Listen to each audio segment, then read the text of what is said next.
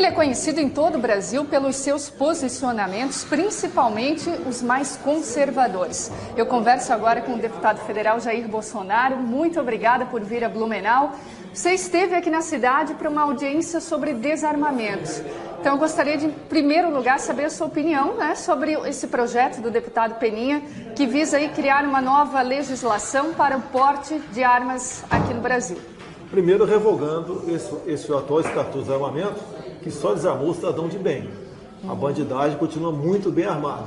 E, em sendo assim, cada vez eles encontram o mercado de trabalho para eles muito mais fácil, praticamente sem qualquer reação. Nós queremos dar o direito ao cidadão de bem poder defender a sua vida e, pensando no Brasil todo, esse mesmo cidadão de bem ser a primeira linha de defesa numa proposta totalitária deste governo que está aí. Ou seja, as ditaduras geralmente são precedidas por campanhas de desarmamento. O senhor não acredita que, por exemplo, numa briga de trânsito, o cidadão que estiver armado pode cometer um homicídio? Vai ser muito pelo contrário, né? Primeiro é que eu estou falando em posse de arma, depois posso falar em porte.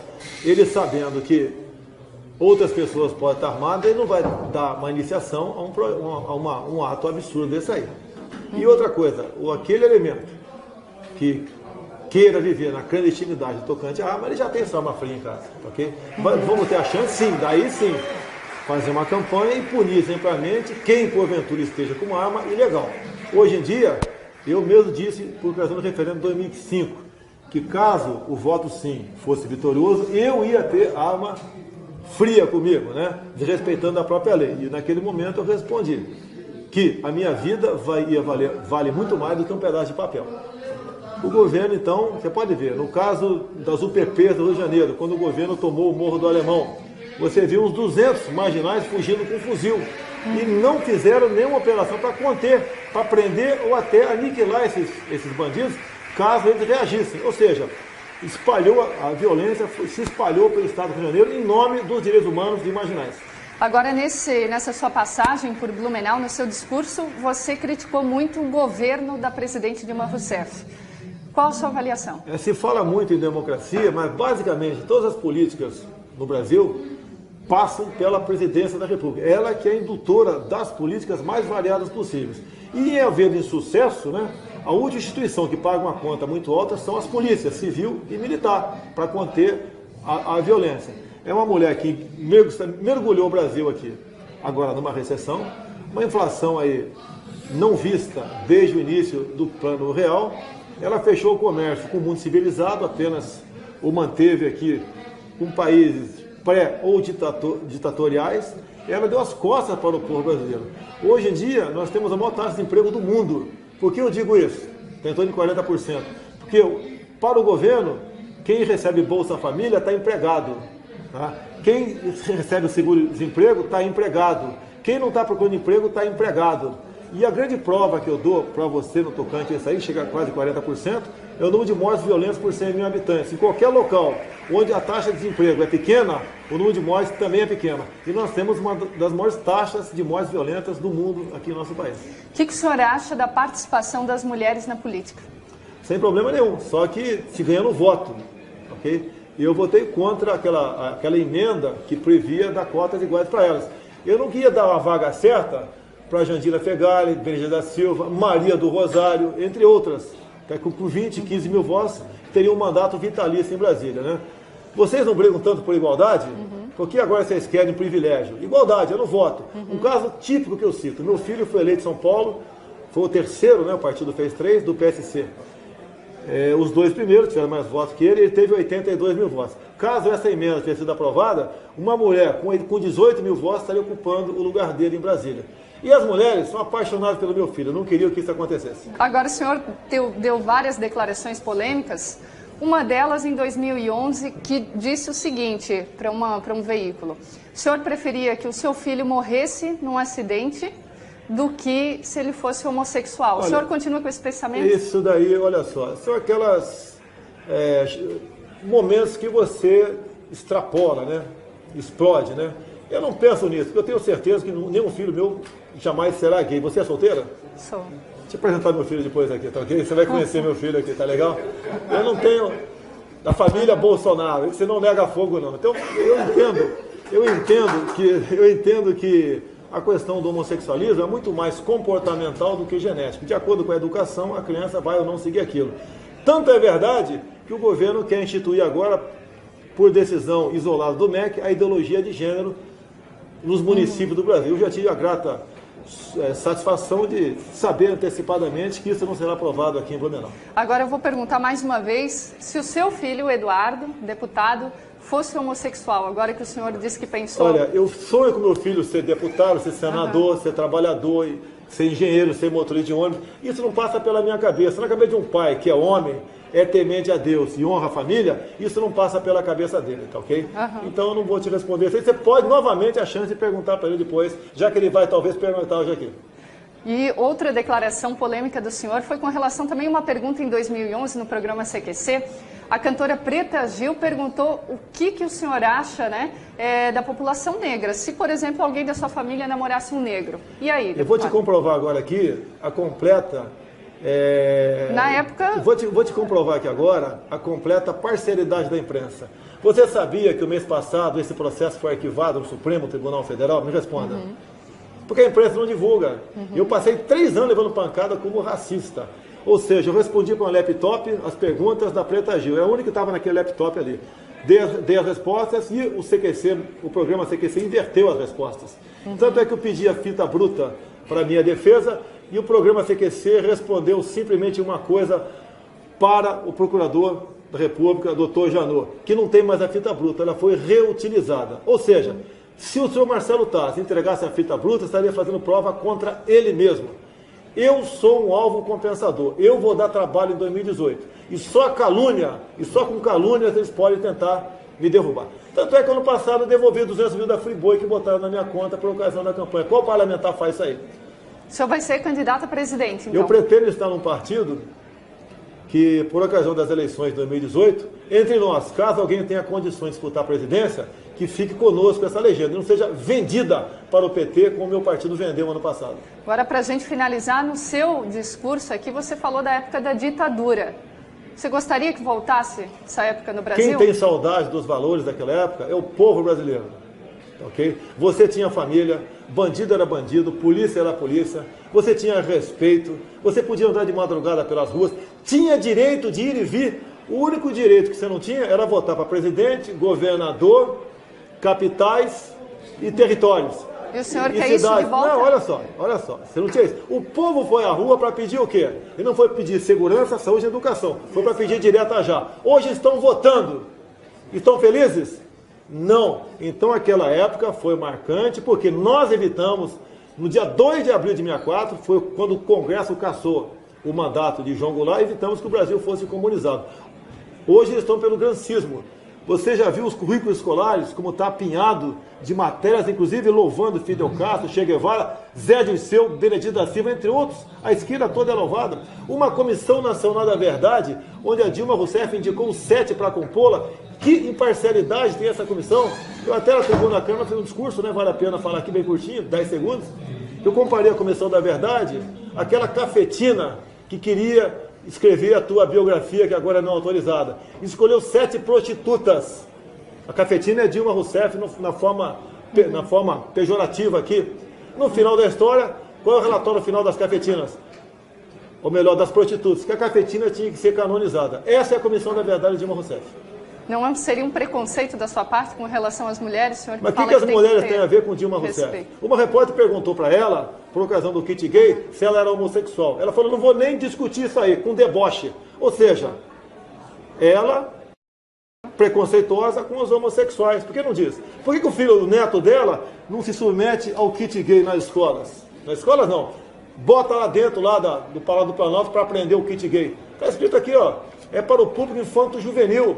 Cota para professor homossexual, livros didáticos para bibliotecas com a temática de diversidade sexual. O que você soma na cabeça de uma criança, de um futuro cidadão, botando esse tipo de disciplina dentro da escola? Não soma nada. Como eu disse ali, enquanto aqui o governo do PT quer saber se teu filho é homem ou mulher, apesar de ele ter um apêndice, lá na Coreia do Sul, no Japão, a molecada já sabe fazer operações com essa idade, onde gente no ensino médio não sabe fazer aqui no Brasil.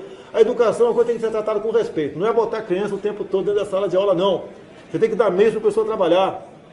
Botar um currículo decente, como esse que vocês chamam da época da ditadura militar, onde tinha educação moral e cívica, onde o aluno se levantava quando o professor entrava na sala de aula. Hoje a professora está preocupada em não apanhar na sala de aula do que estudar. É isso que acontece no nosso país. Se o senhor for eleito, então será um regime ditatorial. Não existe, não houve ditadura no nosso país. Vocês não conhecem ditadura.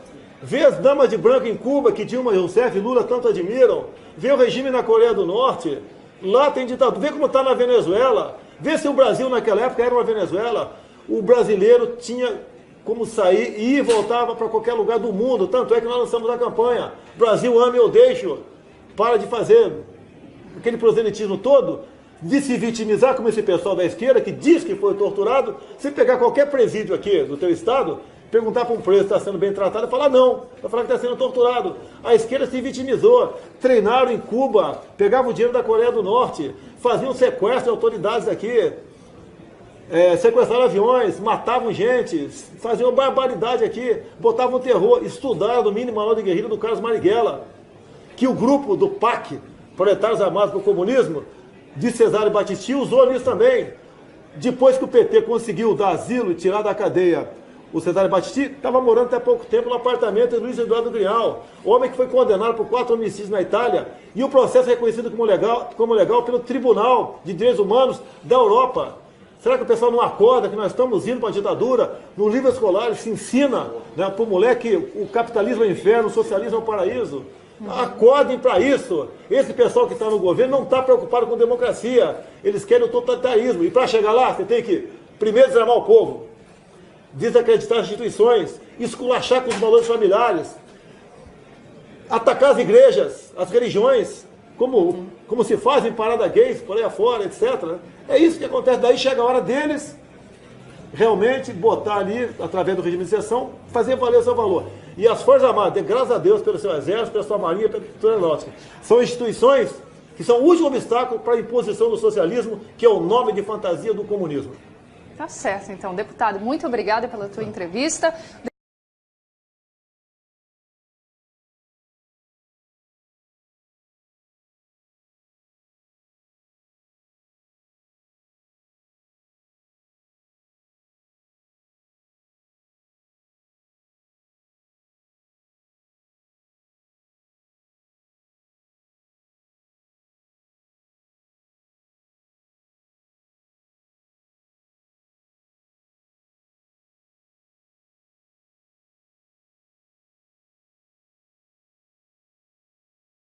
Seria um preconceito da sua parte com relação às mulheres, senhor? Mas o que as mulheres têm a ver com Dilma Rousseff? Uma repórter perguntou para ela, por ocasião do kit gay, se ela era homossexual. Ela falou, não vou nem discutir isso aí, com deboche. Ou seja, ela preconceituosa com os homossexuais. Por que não diz? Por que o filho, o neto dela, não se submete ao kit gay nas escolas? Nas escolas não.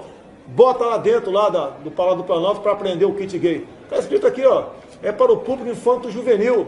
Cota para professor homossexual, livros didáticos, bibliotecas com a temática de diversidade sexual. O que você soma na cabeça de uma criança, de um futuro cidadão, botando esse tipo de disciplina dentro da escola? Não soma nada. Como eu disse ali, enquanto aqui o governo do PT quer saber se teu filho é homem ou mulher, apesar de ele ter um apêndice, lá na Coreia do Sul, no Japão, a molecada já sabe fazer operações com essa idade, onde gente no ensino médio não sabe fazer aqui no Brasil. A educação é uma coisa que tem que ser tratada com respeito. Não é botar a criança o tempo todo dentro da sala de aula, não. Você tem que dar meios para a pessoa trabalhar. Botar um currículo decente, como esse que vocês chamam da época da ditadura militar, onde tinha educação moral e cívica, onde o aluno se levantava quando o professor entrava na sala de aula. Hoje a professora está preocupada em não apanhar na sala de aula do que estudar. É isso que acontece no nosso país. Se o senhor for eleito, então será um regime ditatorial. Não existe, não houve ditadura no nosso país. Vocês não conhecem ditadura. Vê as damas de branco em Cuba, que Dilma Rousseff e Lula tanto admiram. Vê o regime na Coreia do Norte. Lá tem ditadura. Vê como está na Venezuela. Vê se o Brasil naquela época era uma Venezuela. O brasileiro tinha como sair e ir e voltava para qualquer lugar do mundo. Tanto é que nós lançamos a campanha Brasil ame ou deixe. Para de fazer aquele proselitismo todo, de se vitimizar como esse pessoal da esquerda que diz que foi torturado. Se pegar qualquer presídio aqui do teu estado, perguntar para um preso se está sendo bem tratado, falar não, vai falar que está sendo torturado. A esquerda se vitimizou, treinaram em Cuba, pegavam o dinheiro da Coreia do Norte, faziam sequestro de autoridades aqui, sequestraram aviões, matavam gente, faziam barbaridade aqui. Para um veículo. O senhor preferia que o seu filho morresse num acidente do que se ele fosse homossexual? Olha, o senhor continua com esse pensamento? Isso daí, olha só, são aquelas momentos que você extrapola, né? Explode, né? Eu não penso nisso, porque eu tenho certeza que nenhum filho meu jamais será gay. Você é solteira? Sou. Deixa eu apresentar meu filho depois aqui, tá ok? Você vai conhecer meu filho aqui, tá legal? Eu não tenho da família Bolsonaro, você não nega fogo não. Então eu entendo que a questão do homossexualismo é muito mais comportamental do que genético. De acordo com a educação, a criança vai ou não seguir aquilo. Tanto é verdade que o governo quer instituir agora, por decisão isolada do MEC, a ideologia de gênero nos municípios do Brasil. Eu já tive a grata satisfação de saber antecipadamente que isso não será aprovado aqui em Blumenau. Agora eu vou perguntar mais uma vez se o seu filho, o Eduardo, deputado, fosse homossexual, agora que o senhor disse que pensou... Olha, eu sonho com meu filho ser deputado, ser senador, ser trabalhador, ser engenheiro, ser motorista de ônibus. Isso não passa pela minha cabeça. Na cabeça de um pai que é homem, é temente a Deus e honra a família, isso não passa pela cabeça dele, tá ok? Então eu não vou te responder. Você pode novamente a chance de perguntar para ele depois, já que ele vai talvez perguntar hoje aqui. E outra declaração polêmica do senhor foi com relação também a uma pergunta em 2011 no programa CQC. A cantora Preta Gil perguntou o que o senhor acha, né, da população negra. Se, por exemplo, alguém da sua família namorasse um negro. E aí? Eu vou te comprovar agora aqui a completa... Na época... Vou te comprovar aqui agora a completa parcialidade da imprensa. Você sabia que o mês passado esse processo foi arquivado no Supremo Tribunal Federal? Me responda. Porque a imprensa não divulga. Eu passei 3 anos levando pancada como racista. Ou seja, eu respondi com a laptop as perguntas da Preta Gil. É a única que estava naquele laptop ali. Dei as respostas e o programa CQC inverteu as respostas. Tanto é que eu pedi a fita bruta para a minha defesa e o programa CQC respondeu simplesmente uma coisa para o procurador da República, doutor Janot, que não tem mais a fita dos direitos humanos e marginais. Agora, nessa sua passagem por Blumenau, no seu discurso, você criticou muito o governo da presidente Dilma Rousseff. Qual a sua avaliação? Se fala muito em democracia, mas basicamente todas as políticas no Brasil passam pela presidência da República. Ela que é a indutora das políticas mais variadas possíveis. E em haver insucesso, né, a última instituição que paga uma conta muito alta são as polícias, civil e militar, para conter a violência. É uma mulher que mergulhou o Brasil aqui, agora numa recessão, uma inflação aí não vista desde o início do Plano Real. Ela fechou o comércio com o mundo civilizado, apenas o manteve aqui com países pré- ou ditatoriais. Ela deu as costas para o povo brasileiro. Hoje em dia, nós temos a maior taxa de emprego do mundo. Por que eu digo isso? Tem em torno de 40%. Porque para o governo, quem recebe Bolsa Família está empregado. Tá? Quem recebe o seguro-desemprego está empregado. Quem não está procurando emprego está empregado. E a grande prova que eu dou para você no tocante a isso aí, chega a quase 40%, é o número de mortes violentas por 100 mil habitantes. Em qualquer local onde a taxa de desemprego é pequena, o número de mortes também é pequeno. E nós temos uma das maiores taxas de mortes violentas do mundo aqui no nosso país. O que o senhor acha da participação das mulheres na política? Sem problema nenhum, só que se ganha no voto, ok? E eu votei contra aquela emenda que previa dar cotas iguais para elas. Eu não queria dar uma vaga certa para Jandira Fegali, Benedita da Silva, Maria do Rosário, entre outras, que com 20, 15 mil votos teriam um mandato vitalício em Brasília, né? Vocês não brigam tanto por igualdade? Porque agora vocês querem privilégio. Igualdade, eu não voto. Um caso típico que eu cito, meu filho foi eleito em São Paulo, foi o terceiro, né, o partido fez 3, do PSC. Os 2 primeiros tiveram mais votos que ele teve 82 mil votos. Caso essa emenda tivesse sido aprovada, uma mulher com 18 mil votos estaria ocupando o lugar dele em Brasília. E as mulheres são apaixonadas pelo meu filho, eu não queria que isso acontecesse. Agora o senhor deu várias declarações polêmicas, uma delas em 2011 que disse o seguinte: Ele é conhecido em todo o Brasil pelos seus posicionamentos, principalmente os mais conservadores. Eu converso agora com o deputado federal Jair Bolsonaro. Muito obrigada por vir a Blumenau. Você esteve aqui na cidade para uma audiência sobre desarmamentos. Então eu gostaria de, em primeiro lugar, saber a sua opinião, sobre esse projeto do deputado Peninha, que visa aí criar uma nova legislação para o porte de armas aqui no Brasil. Primeiro, revogando esse atual Estatuto de Armamento, que só desarmou o cidadão de bem. A bandidagem continua muito bem armada. E, em sendo assim, cada vez eles encontram o mercado de trabalho para eles muito mais fácil, praticamente sem qualquer reação. Nós queremos dar o direito ao cidadão de bem poder defender a sua vida e, pensando no Brasil todo, esse mesmo cidadão de bem ser a primeira linha de defesa numa proposta totalitária deste governo que está aí. Ou seja, as ditaduras geralmente são precedidas por campanhas de desarmamento. O senhor não acredita que, por exemplo, numa briga de trânsito, o cidadão que estiver armado pode cometer um homicídio? Vai ser muito pelo contrário, né? Primeiro é que eu estou falando em posse de arma, depois posso falar em porte. Ele sabendo que outras pessoas podem estar armadas, ele não vai dar uma iniciação a um ato absurdo desse aí. E outra coisa, aquele elemento que queira viver na clandestinidade tocante à arma, ele já tem sua arma fria em casa, ok? Vamos ter a chance, sim, daí sim, fazer uma campanha e punir exemplarmente quem porventura esteja com uma arma ilegal.